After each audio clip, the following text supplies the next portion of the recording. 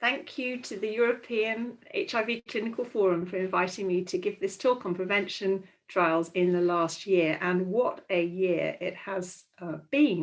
There's been news in every biomedical arena: vaccines, oral PrEP, intravaginal rings, broadly neutralizing antibodies, and not least of all, the long-acting injectables. So starting with vaccine news and the HVTN 702 trial that reported in actually the New England Journal of Medicine last month, 2 months ago in March. They built on the RV144 combination principles, putting vectors and proteins together. And there were differences, so different vectors, different inserts, and different adjuvants to go with the proteins. The inserts were tailored to the circulating strains in sub-Saharan Africa where the trial took place, so subtype C.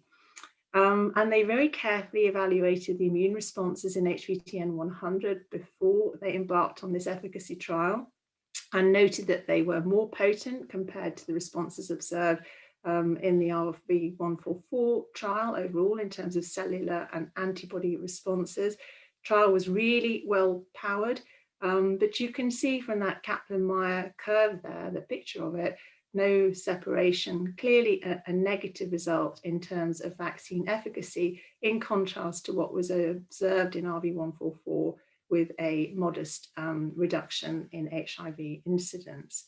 So why? So the authors, Glenda Gray and colleagues, offer up a number of possible explanations. Although the immune responses were more potent compared to RV144, there was actually a lower level of antibodies to the V2 loop. And that had been associated with a reduction in HIV in a post-hoc analysis that the RV144 team conducted. So that might have been an important difference in immune responses. They also noted that there was a greater diversity in terms of the circulating subtype C strains compared to the A&E strains that would have been there at the time RV144 was conducted. And there were differences also in the population in terms of the 702 population having much higher incidence. Women, for example, had an incidence of 4.2 per 100 person years, which is 14 times higher than the 0.3 observed in RV144. So there might have been much higher, a much higher ask of a vaccine in reducing infection in a setting with acute infection being quite prevalent.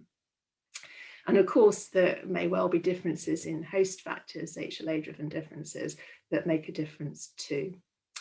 So coming on to oral PrEP news, and this is the Discover trial, published Ken's trial. Ken's the lead author on this in Lancet, showing that daily TAF FTC, Descovy, is as effective as TDF FTC Truvada when studied in men who have sex with men and transgender women. So it was superior in terms of the changes from baseline in bone and renal parameters that they looked at, so bone mineral density and a number of renal endpoints. But overall, fabulous safety profile with a tiny proportion, only 1% in the TAF group and 2% in the TDF group, having to discontinue because of adverse events. And indeed, when you dig down to the number who discontinued for renal events, it's only 2 on Descovy and 6 on Truvada. So very good safety profile confirmed here. And I'd like to spend a little bit longer on Prevenio, although this wasn't a randomized controlled trial. Jean-Michel presented these slides at CROI this year, and it's super relevant to our European population. This is an open label prospective cohort study. Participants who were men who had sex with men or transgender women were able to choose between daily TDF FTC or on demand TDF FTC. They could opt for it. And in terms of the baseline characteristics, they're really pretty similar. There was a difference in age and a difference in sexual behavior with the daily participants. This is down at the bottom, the last 2 rows, being slightly more sexually active in terms of the number of condomless sex acts in the prior 4 weeks and the number of sexual partners they'd had in the prior 3 months. So as expected, that was higher in the daily group than those who opted for on demand. There was also a slight difference in education background too.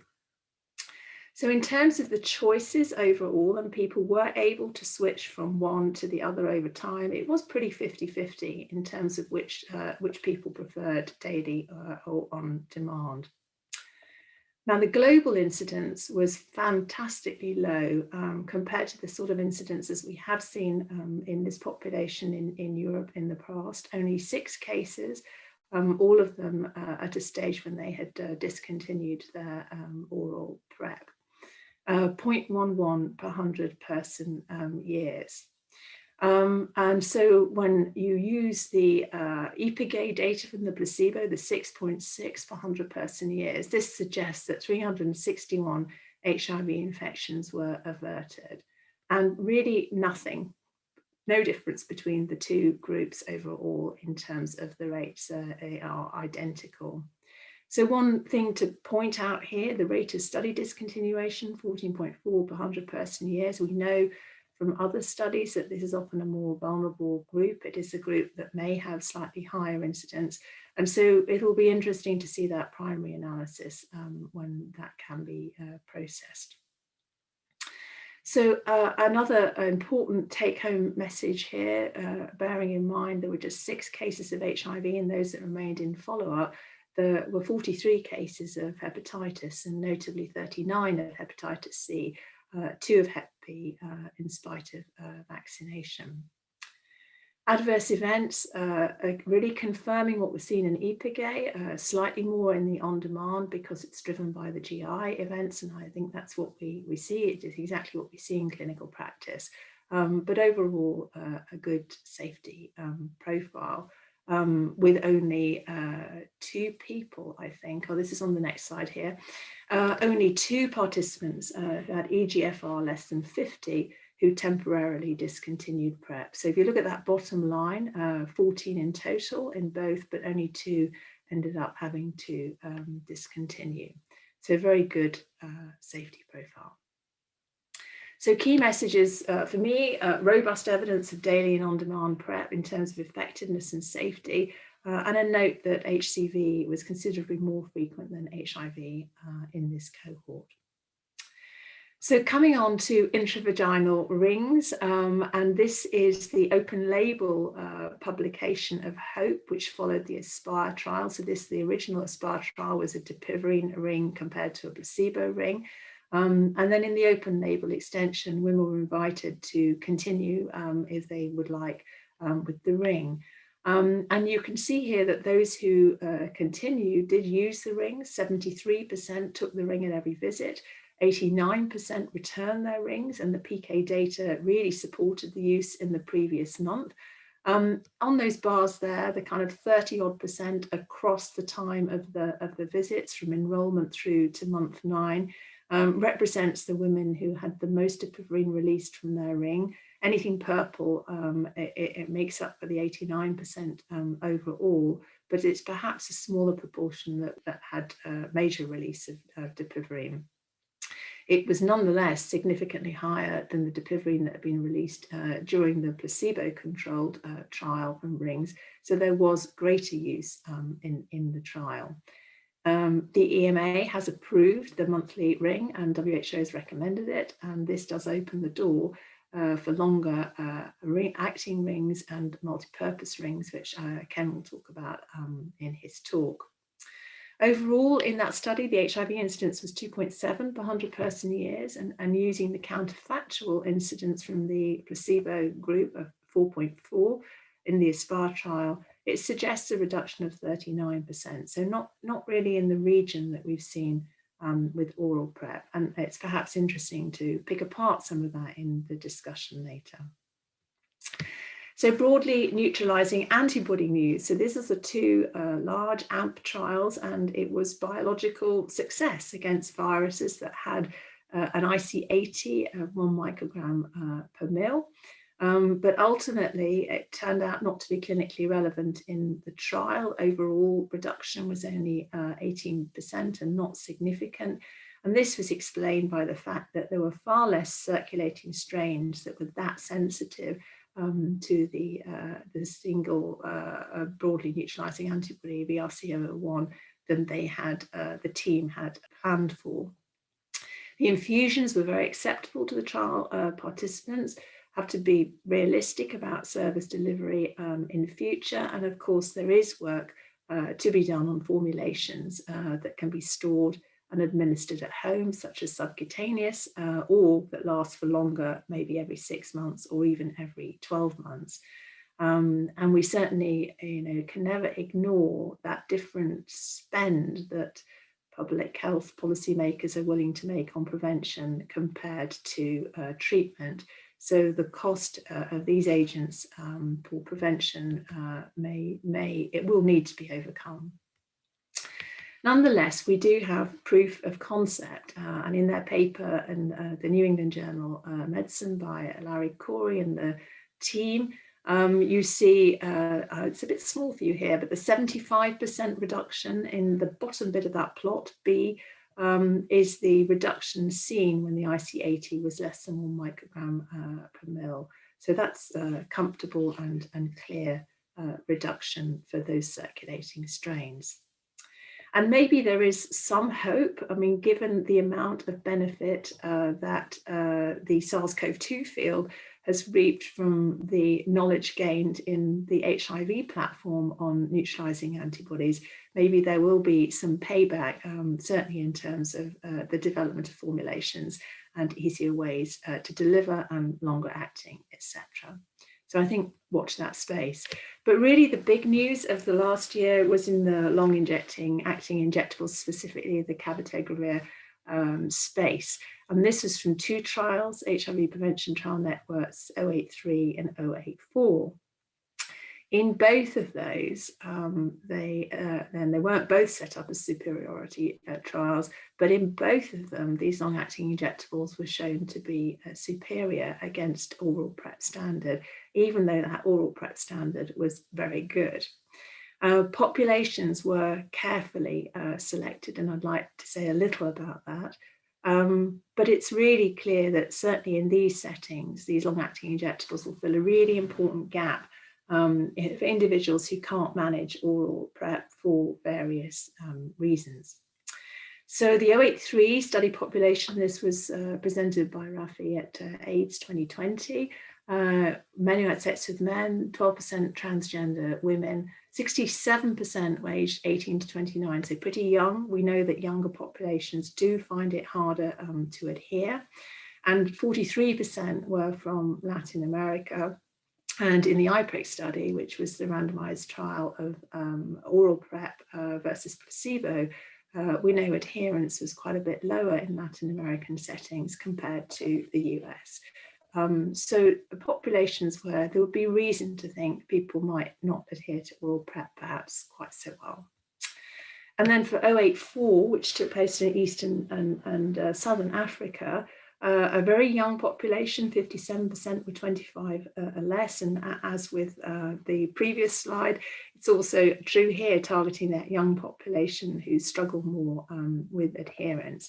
And they used the criteria developed in the VOICE trial, where to identify those who were at risk of HIV. And actually, many of those characteristics have previously also been shown to be risks for difficulty adhering to daily regimens.